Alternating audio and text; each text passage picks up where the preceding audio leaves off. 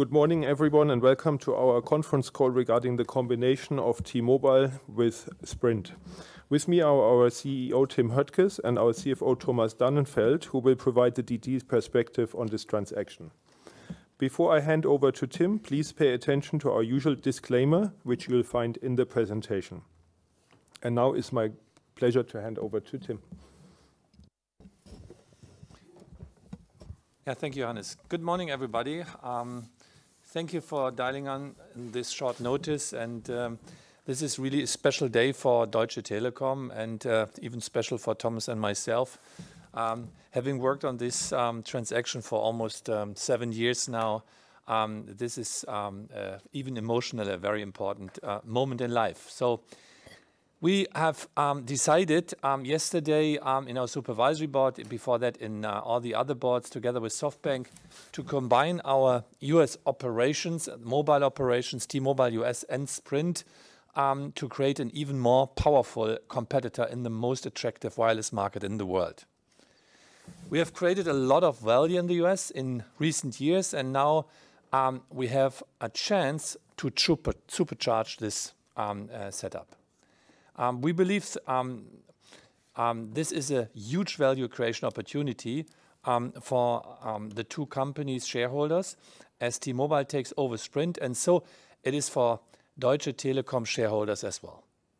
Some of you will have participated in yesterday's conference call hosted by John Ledger and Marcelo Claure when they explained the transaction terms and the main financial implications. But this morning, I wanted to share the DT perspective and be available for your questions. If you look into the slides on page 3, you can see the highlights of this transaction. Through this transaction, we can create synergies with a net present value of $43 billion. This is after $15 billion integration cost. Because of these synergies, SoftBank and Deutsche Telekom decided to resume talks, and you can see what we have agreed. In sum, we believe this is a very attractive transaction for Deutsche Telekom shareholders. In what is structured as a stock-for-stock merger, each Sprint shareholder will receive 0.10256 TMUS shares corresponding to a 9.75 exchange ratio. Deutsche Telekom shareholders will participate in the US synergies through their 42% stake in the new entity. So if you do the math, the fair share of DT shareholders in the synergies is 15 billion euros. Deutsche Telekom will also benefit from a perpetual voting proxy over the SoftBank shares, giving it at the outset 69% of the voting rights, and Deutsche Telekom will continue to consolidate T-Mobile US. We have been able to agree on a very clear and decisive governance framework. The Un-carrier team is clearly in charge. This is very important to achieve a rapid execution post-merger and achieve the benefits for shareholders and US consumers that we want to deliver with this transaction. You will ask, especially given the European experience, why should US authorities approve these mergers? John and Marcelo gave a lot of detail on this yesterday, and I will talk about this a bit more in a moment. The bottom line is that the merged company will leverage its unique spectrum resources to deliver the fastest path towards the most powerful 5G platform. We will create US jobs, and we will give US consumers much more value for money. Importantly, the transaction does not require fresh capital investments from us in the United States and is built on a sound financial framework, including the principle of strict standalone funding of the combined US company. While the integration costs will take us out of our comfort zone at the group level, we expect to return inside this zone within 3 years after closing. We also expect the transaction to be accretive to adjust earnings per share after 3 years. So importantly, our investments and growth plans for our operations outside of the US are not affected by this merger. Of course, we will give you a lot more details about these plans at this year's Capital Markets Day in just over 3 weeks' time. Also, our stated dividend policy remains in place. Specifically, we will pay the promised 65 cents for 2017 in 2018, and our dividend for 2018 and 19 will reflect our cash flow growth this year. We also reiterate all of our stated guidance today. On slide 4, you can see the group's unique portfolio position. In Europe, we lead in convergence, and in the US, we lead in wireless growth and customer experience. The transaction further strengthens this unique position. Deutsche Telekom will own 42% of the combined company, and through the perpetual voting proxy control, 67% of votes. Deutsche Telekom will continue to consolidate T-Mobile US in its account. Both Deutsche Telekom and SoftBank will be subject to a 4-year lockup. I will be chairman of the board, John Legere will be CEO of the combined company, and Mike Sievert will be president and COO. Deutsche Telekom will nominate 9 out of 14 directors, of which 2 are independents. We have agreed no breakup fees. There is a compensation mechanism of certain transaction-related financing costs that Sprint could incur. We also agreed a 4-year roaming deal with Sprint, which is limited in scope and on fair commercial terms. Slide 6 shows you the spectrum ownership, which is indefinite, and the regulatory regime is investment-friendly.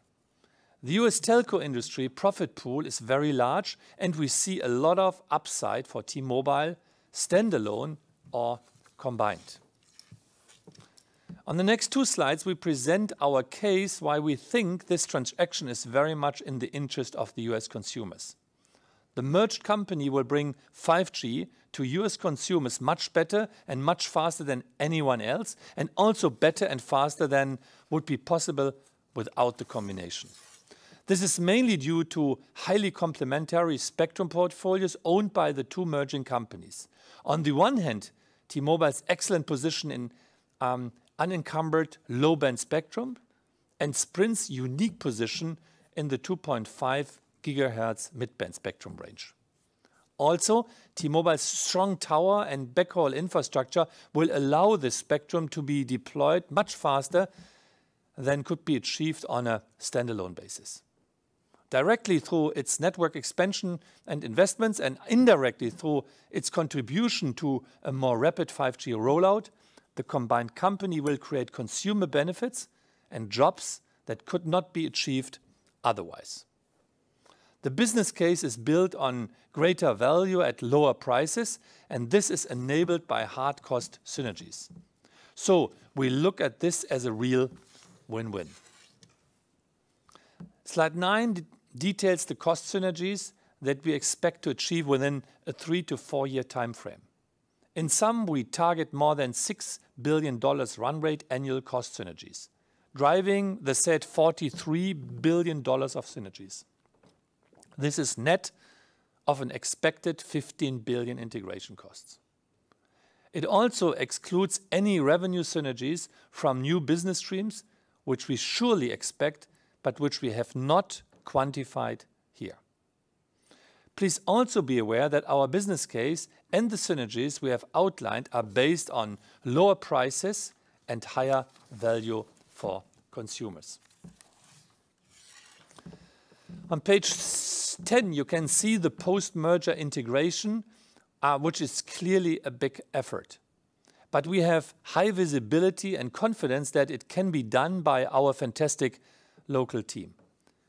Slide 10 refers to the positive experience of the Metro PCS integration, which was faster and smoother than expected. And by the way, Thomas and myself, we have a lot of experience with post-merger integration of mobile operations. Just think about EE, or think about Netherlands, think about Austria. And in all of the cases, we were able to realize the synergies faster than expected. On page 11, you can see our governance setup, which is designed for the most effective execution on slide 11. The Ankara team is clearly in charge. Let me now hand over to Thomas, who will explain how we are funding this transaction and what implication it will have for our group leverage and for our ratings. Yeah, thanks, Tim, and good morning from my side as well to all of you on the call. So on slide 12, you can see our funding plan. We expect T-Mobile's net debt to peak at 2.9 times EBITDA in 2019 and then deliver to below 2 times within 3 to 4 years, which is an amazing speed of the leverage you will see there. We target a balanced debt structure and an investment-grade rating post-integration. The initial funding plan is fully committed and de-risked. Importantly, from Group's perspective, we anticipate to return to strict standalone funding. Upon closing, $8 billion of Group funding will be returned, and the remaining $6.6 billion will not be renewed upon their maturity. On the next page, on page 13, you can see that we expect to step out of our net debt to EBITDA temporarily, while we will, based on the rating agency's opinions we have received, you see them on the left-hand side, remain with our ratings comfort zone throughout. So we are bang in line with what we always told you about our comfort zones. On the rating side, A- to BBB, and we always said BBB is an option for us if there's a relevant strategic transformation going on. And we believe that's the case here. So I'll hand over, or give back to Tim to talk a bit again about the DT portfolio implications. Yeah. So what this deal means for the group. We believe this deal is a great opportunity to further strengthen our position in the US, but also to strengthen our unique transatlantic portfolio, which we show again on page 14. As you can see on the next 2 pages, this portfolio has worked very well for Deutsche Telekom and its shareholder during the last few years. And today's announcement is another compelling step in this existing story. On page 70, we show some of the benefits of our transatlantic position. Some of it's in place, much of it is still opportunity, for instance, in the areas of IoT, B2B, 5G, and especially even fixed mobile convergence. We also look forward to our new joint parentage of T-Mobile US with SoftBank. On page 19, you can see the cash flow trajectory T-Mobile has outlined yesterday. Most of the integration will be achieved within the first 3 years, and the synergy run rate is expected to exceed $6 billion. We expect the transaction to be free cash flow and adjusted earnings per share accretive after 3 years. And as already mentioned, our investment and growth plans for our German and European operations are unaffected. On page 20, we show the expected timeline and the various approvals that we will now be working on. We expect closing in the first half of 2019. So, to wrap it up, first, we are very excited. T-Mobile US has a strong standalone case, has delivered amazing growth, has great momentum and fantastic growth trajectories ahead. But the transaction we announced yesterday can supercharge this and create even more value for shareholders and consumers. So we have worked on this opportunity, and I think we have agreed on a compelling transaction. To summarize the main points. First, it's a unique value creation opportunity for DT shareholders. Second, we have achieved attractive transaction terms. Thirdly, the merger benefits US consumers, investments, and job creation. We have agreed a governance that is designed for a very efficient integration, and our Ankara team is in charge. And we have designed a robust capital structure to make it happen. We are now ready to open the lines for Q&A. So thank you very much, Tim, and we can start with the Q&A. If you'd like to ask a question, please press *1 on your touch-tone telephone. and I will announce your name when it's your turn. Should you require to cancel your question, please press star 2, and alternatively, you can send us questions via webcast and or by email. Thank you. So with that, operator, can we please have your question? And I think we start with Andrew Lee from Goldman Sachs. Good morning, everyone. Thanks for taking my question. The question was kind of on a strategic angle. You've now built yourself greater scale. Does this change your ambitions on the fixed line element of your US operations? You highlighted that you're a convergence leader in Europe, wireless leader in the US. Is that enough on a kind of 5 to 10-year time horizon, or does this put you in a better position to pursue fixed line ambitions? Thank you. Look, the first thing is that it is definitely changing our ambitions in the US with regard to the opportunities we have. We have, in the combination, a much better fit of a company with great spectrum and on the other side, a company with a great network. To combine this would give us a lot of new strength in new areas. We will want to build the first 5G network in the US, and we not only want to build it in the cities, we want it even built to rural America, which is giving us additional growth opportunities in areas where we haven't been present before. Second, our growth ambitions on IoT, our growth ambitions around B2B services, but especially on fixed mobile substitution. So FWA and other technologies is something which we drive. This market is going more into a converged world, as you have seen from the announcement of the cable cos. And we will tackle this environment with our fixed wireless access services, which we're going to deploy. More to come on these subjects, but there's one thing absolutely clear. In the combination, we will be on eye level with the big carriers. We are more focused than these guys because we do not, mess around with content and other stuff. We are very focused on services on telecommunication side. Second, we have a management team which is executing along that line. Our spectrum position is much stronger than it is today, and therefore the opportunities and our growth ambitions going forward are very ambitious. Thank you, Tim. And we go on to Akhil from JP Morgan. Yeah, hi, good morning. Thanks for taking the question. I've got two, please. Firstly, Tim, you just talked about slide 17, where you talk about the importance of your global revenue scale. I just want you to comment exactly how you think about that and why it's so important to you. So I guess, is it that you feel it offers you advantages over some of the smaller European players? Is it about revenue scale? Is it about costs? What exactly drives the benefits that you're talking about there? And then secondly, I wanted to ask a question around consolidation rights. The way this deal has been structured, you get proxy voting rights over SoftBank shares. I just want to understand, is that a prerequisite to you being able to consolidate this business? And if we think 4 years forward, when there would be the right for them to sell down their shares, would there theoretically be a requirement for you to buy those shares to be able to continue to consolidate the business? Thanks a lot. Look, I will ask you a question on the global relevance as well, and I know that Andrew was question is towards Deutsche Telekom Group as a whole. The first thing what I like to mention is we have a great portfolio. 90% of our businesses are now in AAA markets. So this is unique. Think about other telcos who have this, sometimes even stranded investments or even, very complex investments in South America or in Africa and other areas. We have a portfolio which is in AAA markets, transatlantic.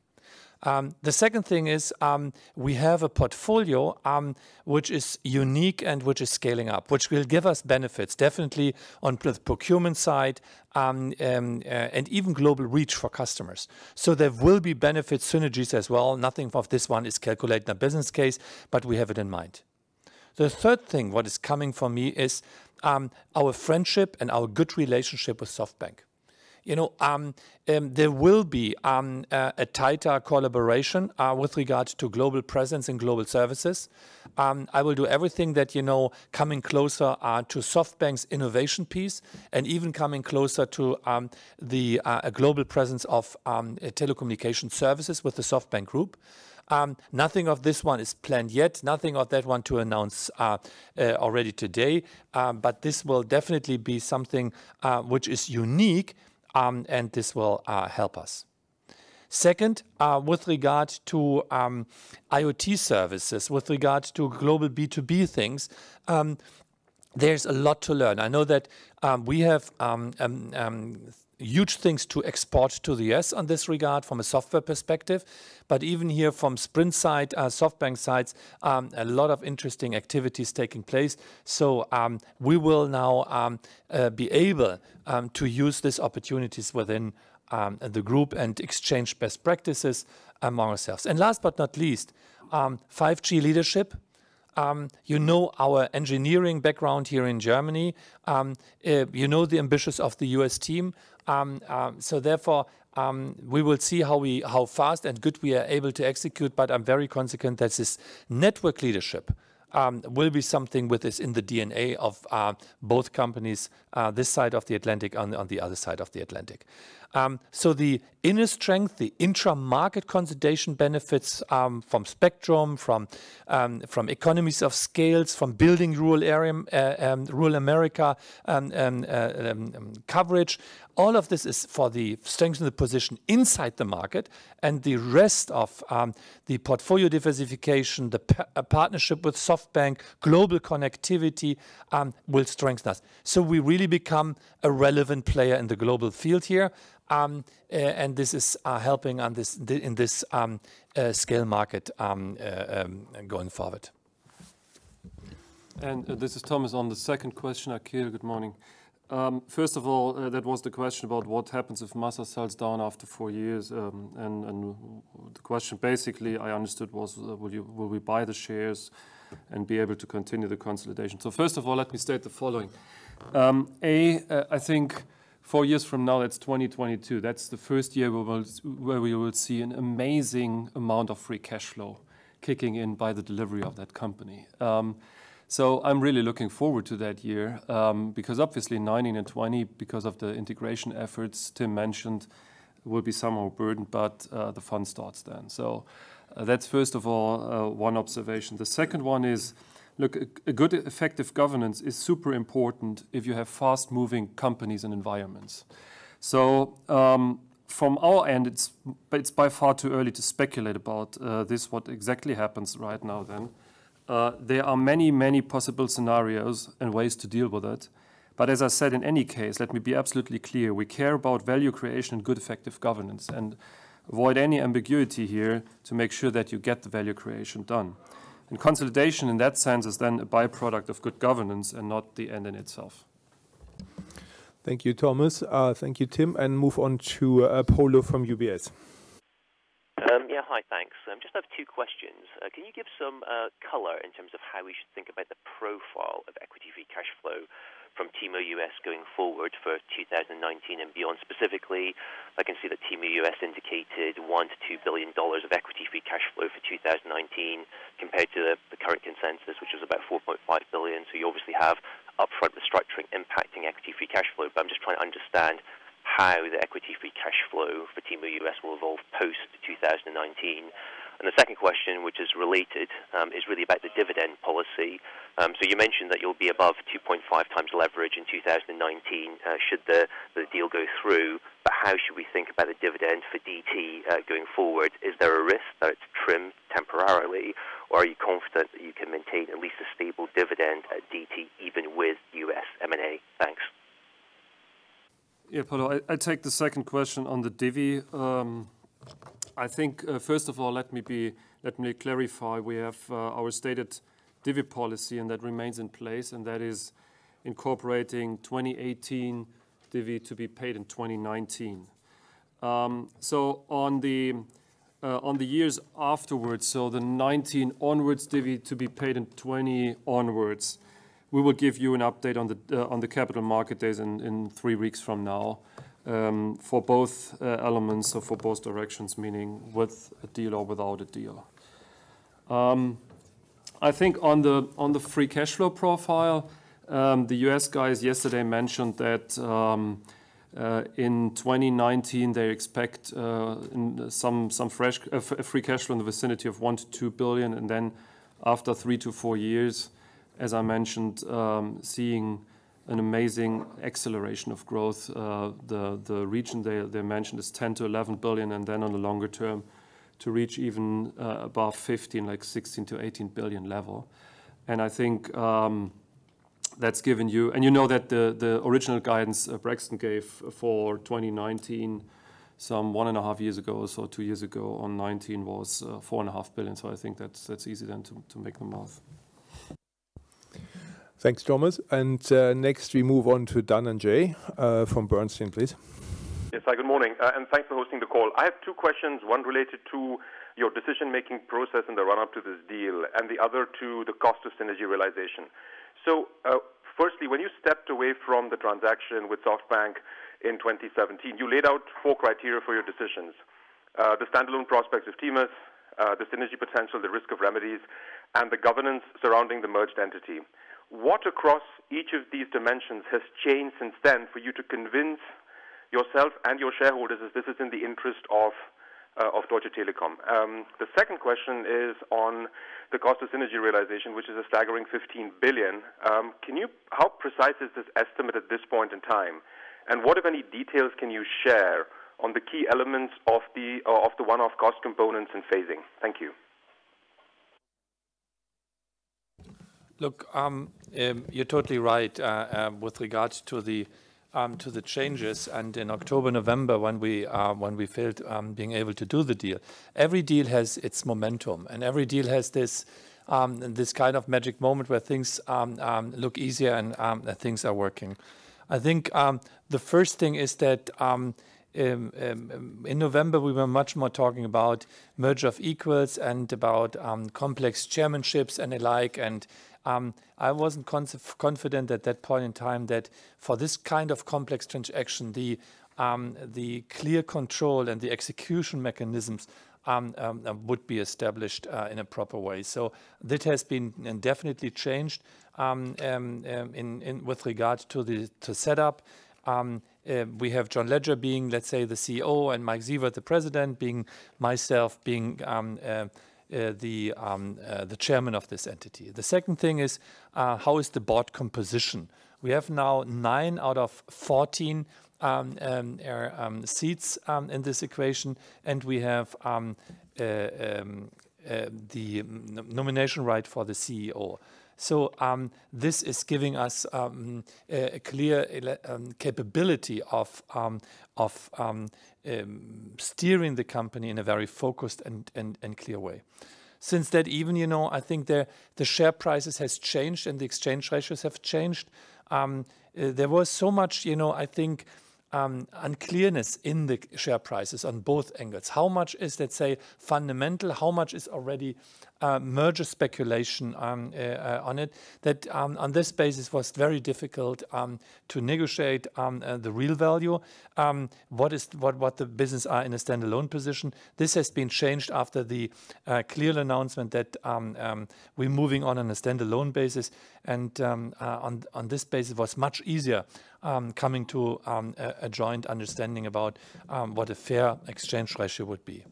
Since then, the synergies got even higher because of the tax reform, which was brought forward. So it got even more sweetie sugared here for us and for shareholders from both sides to move forward. So everything was better, and I think if you work so long on this kind of transaction, if you have so many exchanges in between, at one point in time it makes click or it never made clicks. And I would say it made click in New York a few weeks ago when we restarted the dialogue, and the result you can see of today, and I think it's very encouraging. And then a few words on the synergy side. First of all, what I like to do is draw your attention again to page, I think it's page 17, right? Where we see that the overview on the on the synergies and the cost to achieve related to that. So on the network, it's page 9, sorry. On the cost to achieve, first of all, basically you see that 10 of the 15 billion we're assuming here is related to network, and then there's 4 on the back office and 1 in sales and service and marketing. And as you see also on the page, you see the integration years. I think it's important to reiterate again that this does not include any revenue or tax or other financial synergies that would be incremental, number one. Number two, I think what we've seen in the Metro PCS integration is that the integration years we gave there as in terms of target timeline have been easily overachieved, so we've been faster there. And I think it is a very realistic case, as Tim already mentioned, based on a lot of experience in those kind of merger situations, but especially with Metro PCS, the vast majority of the cost and CapEx synergies is really network, and there is a super proven playbook and a team knowing how to do it. It's important to stress the NPV, or the 6 billion annual run rate, more than 6 billion, is based on the hard synergies, and this is why we feel so confident on the case. It's more than 90% OpEx in there as an upside, and as I said, it does not include the revenue synergies. And in terms of the magnitude and the size of the transformation on the network side and the customer side needs to be done, from our point of view, it is a very similar case to Metro PCS, just a lot more markets. You know, in the Metro PCS case, we transitioned also big markets such as New York or LA, with as many Metro PCS customers in those markets as Sprint has today in key markets. So in terms of the magnitude, it's the same playbook, it's the same size, the same team. It's just, as I said, a lot more markets, and this is how we feel about the synergy case. Okay, thank you. Next, we have Mathieu from Barclays, please. Yes, good morning, and congratulations on the deal and the terms of the deal. I had 2 questions, please. First, in terms of US versus Europe, clearly you are increasing your exposure to the US, and you want to lead on 5G, and that's key to the deal. And how do you expect, or how do you hope the European regulatory authorities or the European Commission to look at that, and to look at how the situation is in Europe, where it seems certainly we're lagging a bit behind in terms of 5G rollout? So that's the first question. The second question has to do with your long-term EBITDA margin target for T-Mobile that appears on the slide of T-Mobile. If I remember correctly, you're expecting margins to be way above 50% in the long term, and I was curious to understand exactly how this kind of profitability could be reached in a wireless operator. Thank you. So thank you, Mathieu, even for the congrats here. Yesterday, for the first time in my life, and I'm 13 years in the supervisory board, we got applause in the boardroom. So this was something unique. So you find us still very excited. So about that one. The second thing is, look, the issue here on this transaction here is, I was always a fan of the US, and you know that. And when I became CEO, there were a lot of people in my supervisory board, there were a lot of shareholders around me saying, the first thing you have to do as a CEO is sell the US. Sell it. And, you know, I was convinced that this US market is worth fighting for. We invested up to 40 billion into infrastructure, into the 3G and 4G network coverage. We invested into spectrum big time to catch up, especially on the 800 megahertz. We expanded our footprint across the country. We merged into a public listed company, Metro PCS in the US, to scale up the business. And from, you know, by small steps, we scaled up, and we're tripling now the value in the last 4 years in this environment. And now we have the next step of this phase going forward, because the US market is very, very attractive from all the parameters. on what you see. The first thing is it is from its demographic more attractive than the European market. It is growing, and the GDP is around 4%, and even though the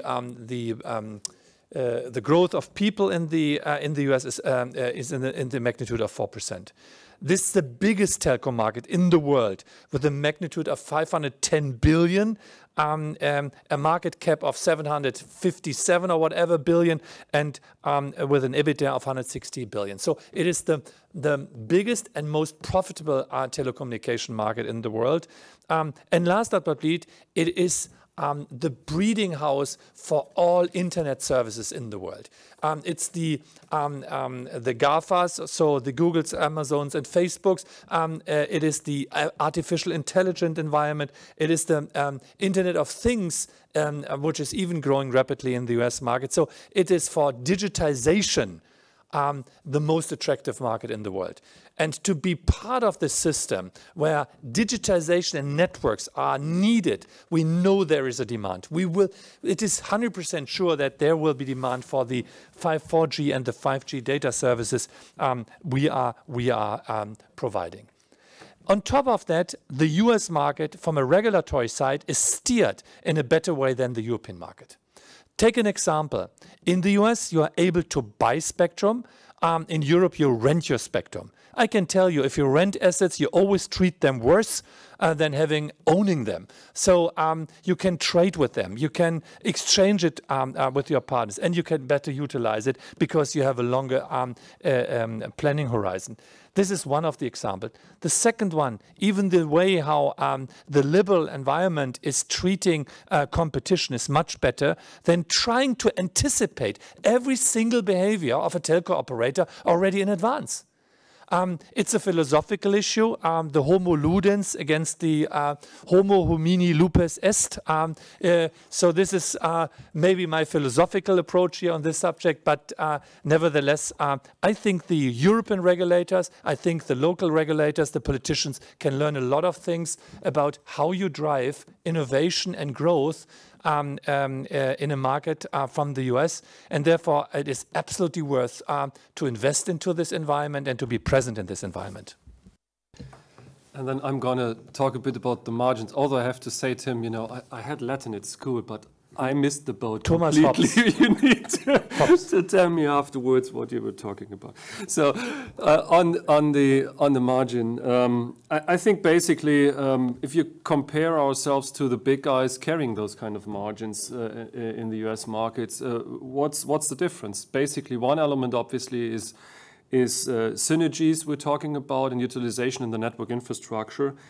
And related to that utilization, obviously the scale. And I think the scale, if you look at scale disadvantages we're having today, in the single operations of Sprint and as well as on T-Mobile, you see it's A, B2B, obviously, where we are seeing now at T-Mobile a fantastic growth dynamics.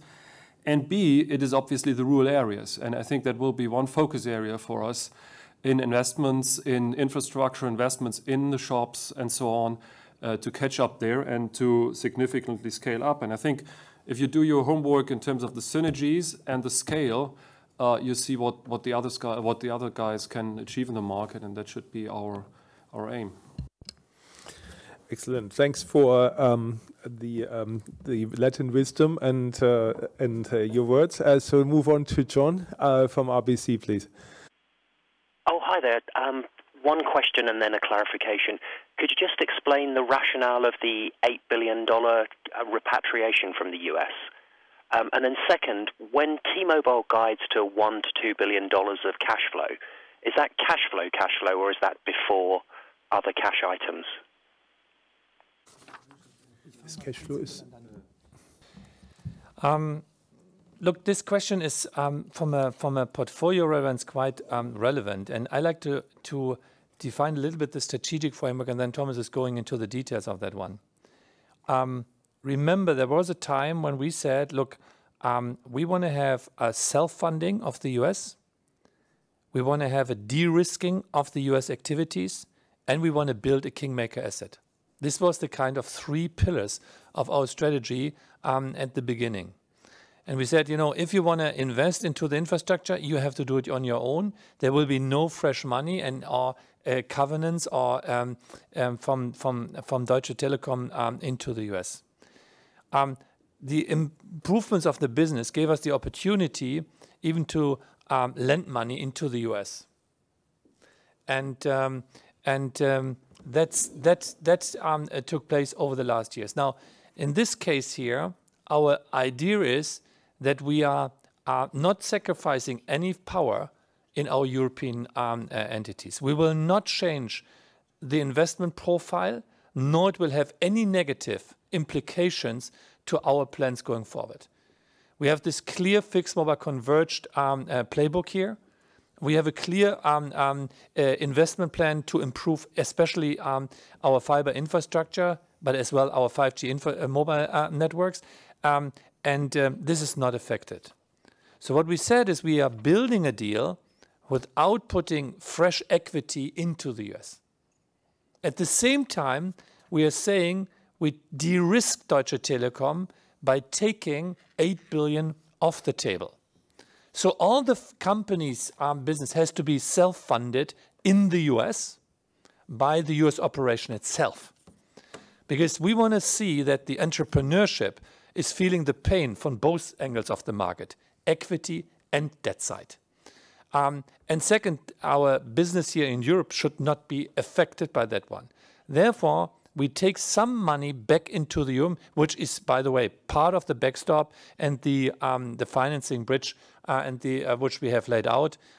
So we are going on in the next chapter of self-funding, de-risking, and kingmaker asset. And I think, Jonathan, to add on, Tim has mentioned it all except one a single element, which is we clearly allowing the new company to go for the secured market on their self-funding way. That's important, I think, but the rest, I think, was spot on. On the question on cash flow is cash flow.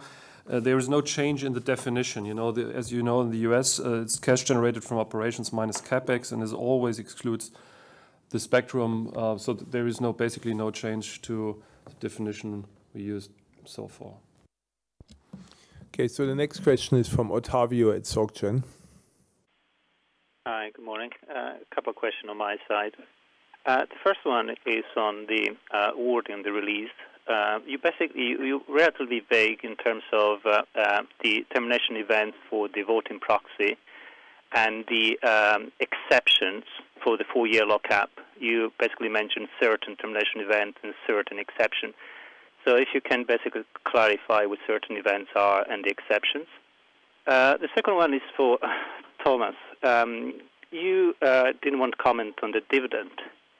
But on the other side, you have a target for the degearing.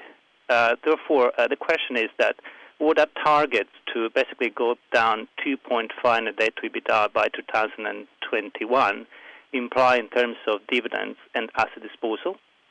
And the third one is on the roaming agreements that has been agreed between TMUS and Sprint. If you can tell us what the cost will be to Sprint and the revenue to TMUS. Thank you.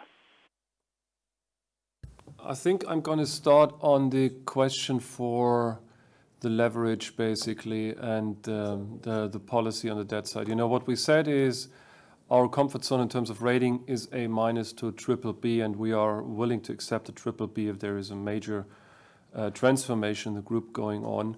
And that's what we consider is exactly what we're talking here right now.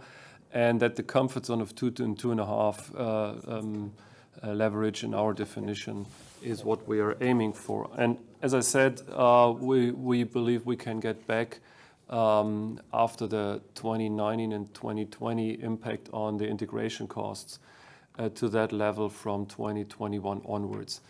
On the divvy policy, I said already for 18 paid in 19, no changes. Update will come in 3 weeks period of time. And I think that's it basically on the perspective on the divvy and the leverage. So with regard to the voting proxies, there are not so many exceptions from the rule, by the way. In the next 4 years, there is there are sales allowed for our partner in the magnitude of 18%. There is a schedule behind it, which I do not want to release. But he can sell 18%. That means that the 51% ownership of Deutsche Telekom is guaranteed throughout this period. And afterwards, the change of consolidation is something we will discuss, when this question is becoming relevant. And please, you have to question Masa-san and SoftBank on this one, because it's their shareholding and not ours. But I'm quite relaxed. As Thomas already laid it out, these are the period when things are, let's say, becoming juicy. These are the time, and there might be even, other partners jumping in and aligning their proxies with us again. There might be other opportunities which we consider as steps going forward. But any speculation on that one doesn't matter for you, nor it doesn't matter for us at that point in time. We will answer that question in due course. Now it's time to get the approvals. Now it's time to get and show the synergies of that one. And then we will see what's happening to consolidation and shareholdings. And I'm going to answer the third one on the roaming agreement again. Basically, on the roaming agreement, T-Mobile will provide Sprint with a roaming agreement for 4 years. By the way, that agreement will survive in the event of termination of the transaction. The agreement is limited in scope, and it's based on fair commercial terms. I think that's all to say on that. Thank you, Tim and Thomas. And just be aware that the combination agreement will be filed publicly today, so you can look up further details. With that, I move on to Robert at Deutsche Bank. Yeah, good morning. My question actually is a follow-up on the MVNO agreement. Will the agreement happen before the deal takes place, or would it only happen with the deal? I know that it goes forward regardless. And then maybe you could make a comment with regard to the lack of a break fee on the transaction, and I suppose that's a related point to the MVNO agreement. Thank you. Hey, Robert, let me answer this. So it's not an MVNO agreement. It is a limited scope roaming deal that will be starting today and will be in place for 4 years. And there is no financial breakup fee, and the terms are good, and there's no financial breakup fee in the transaction. Next, we have a question from Sam at Exane, please. Yeah, morning everyone, and congrats on the deal. 2 questions. First one, you talked about peak leverage of, I think, 2.9 times at TMUS. I just wanted to check if that included handset leasing or not.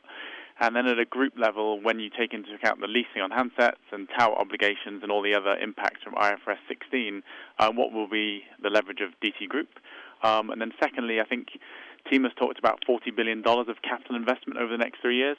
Does that include some of those $15 billion of cost to achieve the synergies? Thank you. Yes. No and yes. Tim is shouting from the back. So first answer to the second question is yes, it does include. And then on the leverage, that is all prior to IFRS 16 effects. So we need to all do that kind of translation towards IFRS 16. And handset leases are included. Yes, and all of course, the rating opinions that we have received and disclosed are, based on full transparency here. Next, we have a question from Fred, and I think that's a second to last question. So Fred at Bank of America, Merrill Lynch, please. Hi, good morning. Congratulations on my side as well. 3 questions, please. First of all, just to follow up on the previous question on leverage. And the free cash flow. So if you could comment on where we could see group free cash flow in 2018 and beyond, excluding the US. If you could provide any color on that. And on the net debt side, where do you see the net debt increasing in 2019, assuming the deal is approved? And I didn't really get your answer around the leasing. So if you can share the same metrics using TMUS and Sprint cash EBITDA, if we strip out the leased devices, I think also 3 billion impact overall. Secondly, around the approval process, there were a lot of questions on the call yesterday. If you could share with us if you had any positive signals from the administration on whether they would be okay to move away from their traditional concentration measures and listen to your rationale around the need for scale to invest. And then maybe a third more philosophical one around technology. I think John yesterday talked about 450 megabit per second average speed on mobile networks. Do you share that vision, and if so, how does that fit with your strategy in Europe? Thank you. Look, let me start with the administration, and it is now much too early and to make any kind of speculations, nor to push anyone into any corner. This is a process, and everybody has to look to the facts and understand them in a proper manner, and then coming to a conclusion. But that said, our assessment from the management teams, from the owner side, is that the window hasn't been better as it is today. And there are a lot of reasons which we see for that one. I think this deal is great for consumers, and having John at the top of the company, really supercharging the Un-carrier. We have a DNA of that company, and you cannot just go from an Un-carrier, from a maverick into an incumbent. That's not our DNA, nor it's our attitude. And the opportunity of land grabbing in the US is big, and therefore we see this opportunity in the new setup. The second thing is, it's very important that challengers, that mavericks, that players in this US environment have the capabilities of creating economies of scale. If you have to build a network in the 5G environment, you need the economies of scale.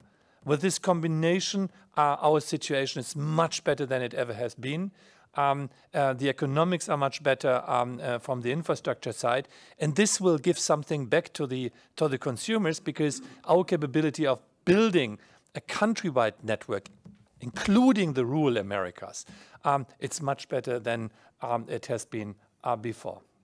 The third dimension of why we believe the setup is better is that the big players are distracted in big combinations at that point in time. You know about the DOJ conflicts between Time Warner and AT&T and other things. So I think now this market is totally in M&A, and this market is totally on fixed mobile convergence in the way how it is driven. And therefore, pitching as a mobile player with 5G into the opportunity of building a fixed wireless access, of substituting fixed line services with our technology, is definitely a new market definition as it has been before. This market is going into convergence more and more. All cable operators have announced big mobile numbers as well. So this is, let's say, a new setup for our company, because the market definition has already changed. Now, what are the steps going forward? There are 5 elements of the approval process. The one is the DOJ and the way going forward. The second one is the FCC. We have close relationship with the FCC over years now. I think it is very important that that for the FCC we are able to show coverage for rural Americas, even 5G commitments and investments. Then we have the state attorneys, which are always, showing up in some of the states in the US. And then we have the authorities, the security authorities, CFIUS and alike. We have to convince that we are good, committed citizens in the US environment. And last but not least, very important as well, the White House. So I think these are the 5 elements of understanding how this process is being seen. We have an experienced team doing that on the ground, mainly driven by our US operation. This is a US deal, so it will be driven by Marcelo and by John Ledger in the upcoming months. And I now, as I said, are working on this deal since 7 years, and the regulatory approval process was always something which concerned us, but we were never that optimistic as we are today. And a few words on your question on the group free cash flow ex-US beyond 2018.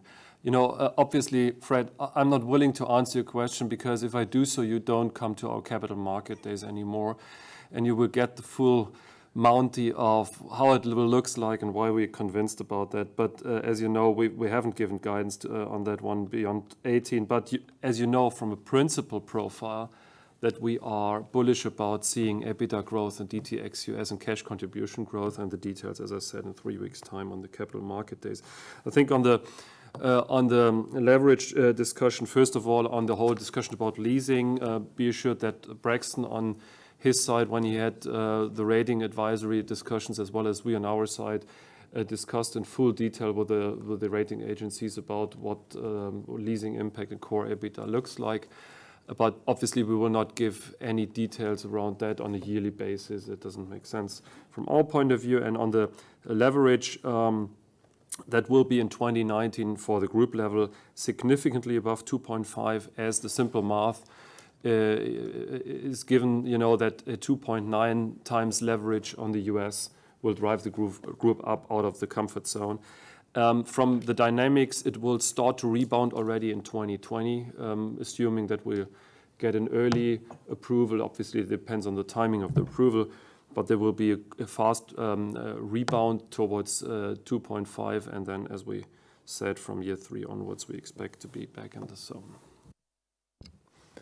Thank you, Thomas. Now next we have Usman from Berenberg, please. Hello, gentlemen. Thank you for taking the question, and congratulations on the deal. My first question was just on the margins for NewCo that have been highlighted. What was interesting was that the capex to sales that's being guided for NewCo at 13 to 15% long term is much lower than AT&T and Verizon. If I look at consensus there, midterm, the consensus is at 16 to 18% of sales. So is there anything that analysts are not understanding in this 5G environment about capex intensity? So that would be the first question. The second question was on this figure that's been highlighted, the 40 billion higher investment. You've indicated that includes the integration costs. If I was a skeptic, I'd be saying that, look, consensus capex estimates for Sprint and TMUS on a standalone basis already at around 32 billion over the next 3 years. If I add the integration capex on top, that gets me to the 40 billion plus. So therefore, in the near term, excluding the integration capex, there's not really much of an increase in spending, and that integration capex in the long term is leading to lower capex intensity for the NewCo versus on a standalone basis. So just, if you could address that, that would be great. Thanks. So let me start with trying to answer both questions here. The first one is that I have to make clear that this business case, which we are laying out, is very robust and in a lot of areas very conservative, because we wanted to make sure and secure that the implementation and the accomplishment is convincing, or let's say not. How could I say that? Reachable, achievable. That is, let's say, the basis of that one. We have not included any kind of revenue synergies because of that. We have not integrated the fixed wireless access upside into that one. So a lot of things, the assumptions are conservative. with regard to that one. Now, looking hindsight, we want to keep flexibility as well on the prices and as well on the way how we are growing the business. We want to stay with our aggressiveness in the way going forward. This is the assumption, and doing this, we will be able to generate growth. The capex is something. Take your assumption. I think we will see going forward how much of implementation capex and how much of growth capex we are requiring for this entity. This is something we will learn as well on the move. I understand your logic, but sometimes it's difficult to understand what is in the revenue line of AT&T and Verizon, whether this is really comparable in the way how you're looking at it. Maybe to complement a few additional elements, I think, and we can judge that very well, I think, from a AT&T or Verizon's point of view in some of our European markets, so to say, that obviously TMUS being a late start in LTE back in 2012 had the advantage of the network grid being based on mid-band, which is, if you start, it's a disadvantage. Once you go, it's an advantage because it's more dense. The spectrum does perfectly fit, especially in the combination of Sprint and T-Mobile US to that grid. So you have to deal with less legacy, and you have better fit how to utilize the spectrum position. And maybe one more element in terms of the dynamics. When we had it, I can tell you, especially as the CFO of DT, obviously during the course of the last years, we had various discussions about what's the right level of capex. But I can tell you this time, there was no pushback or whatever in terms of the right level of capex. It was simply the US team laying out their thoughts and their plan and their robust plan, as Tim said, and we accepted and went for that. So we're all aligned, synced, and on the same page, and I think we have some upsides, as I mentioned, from grid and from a mid-band grid and spectrum, which is reflected in those numbers. Yeah, so we will have, just to summarize and make very clear, we have the best grid, we have the best spectrum, and we have the best backhaul or fiber backhaul everywhere, and we will roll out the best, most modern equipment. So if you add all of this together, this is a very compelling package and very sustainable. So next question from Ulrich at Jefferies, please. Yeah, thank you very much. I have two. One is a follow-up. Maybe ask the sort of new one first. I've seen S&P put through a credit watch. I'm just wondering, what would your exposure be for a temporary downgrade of the credit rating by one notch? Obviously, you're aiming to get back to within 3 years, but are there any material refinancings that would incur higher interest costs, and would you have a sense of how much we are talking about there? And the second question is a bit of a follow-up on this question of the terms and conditions of SoftBank's handing over the voting rights. I'm not entirely sure I understand what happens after these 4 years if SoftBank decides not to change anything. Let's say SoftBank is entirely happy with everything that happens. 4 years passes, they don't do anything. Do the voting rights then continue to reside with Deutsche Telekom, or is there anything that sort of has to happen at that point? Thank you very much. I'm going to start on the interest costs related to the temporary downgrade. Our assumption is that we will have on a yearly basis a double-digit number, like a mid double-digit number on a yearly basis to accept in terms of the higher interest costs. So that is what we're calculating with for that certain period of time.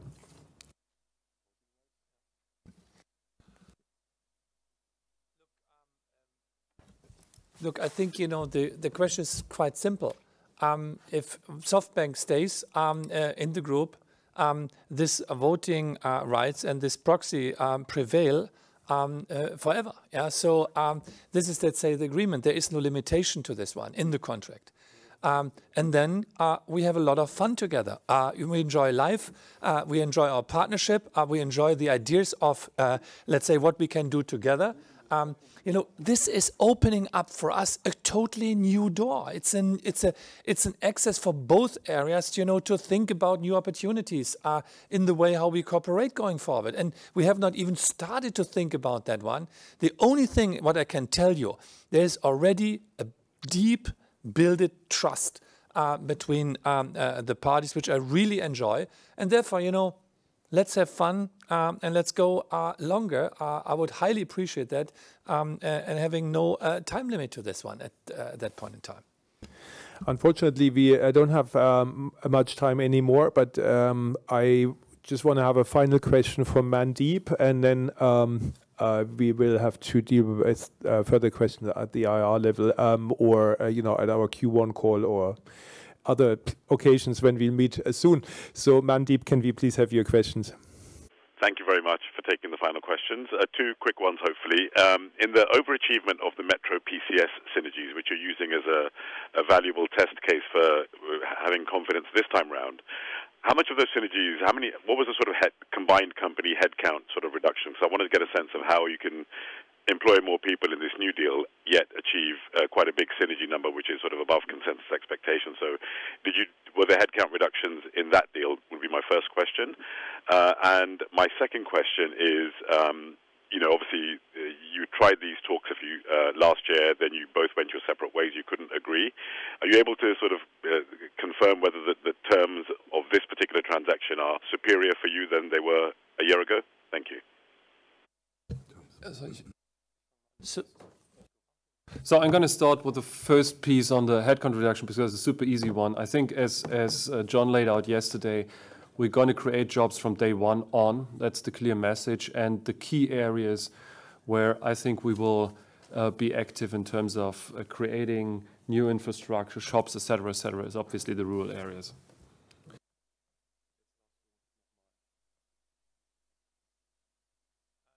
Coming back to that one, look, we are a job machine in the US. I just want to reiterate what Thomas just said.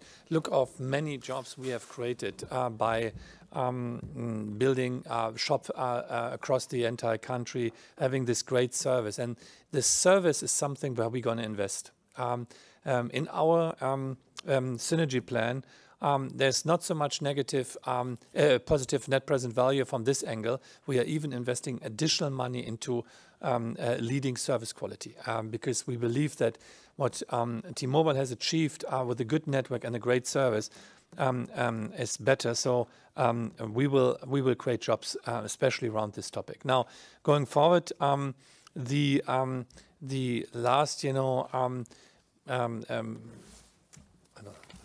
the last, you know, 6 months showed us that we have better synergies with the tax reforms, even, you know, an improved situation. We were able to realize a better price. The exchange ratio is exactly, you know, where we thought it should be, and the governance has improved significantly. There is no breakup fee of that deal going forward. We have a joint, you know, approach towards the customers in the way how we're running it, but, you know, and a proven management team is able to do it the second time. So therefore, I think everything, you know, from the setup was giving us confidence that it's the right timing and the right thing to do it now, and that is why we are sitting here. Okay, thank you, Tim. And so just to conclude today's Q&A, we believe this is a great transaction for Deutsche Telekom and to further strengthen our excellent position that we have created in the US. And with that, we now look forward to talk to you on our first quarter conference call next Wednesday, and then hopefully to see you all at our Capital Markets Day on the 24th and 25th of May in Bonn. If you have any more questions, sorry? Yeah, US team will be there as well, as Tim just points out to me, and we'll circulate the agenda this week. If you have further questions, please contact us at the Investor Relations Department. And with that, I give back to the operator. Thanks all.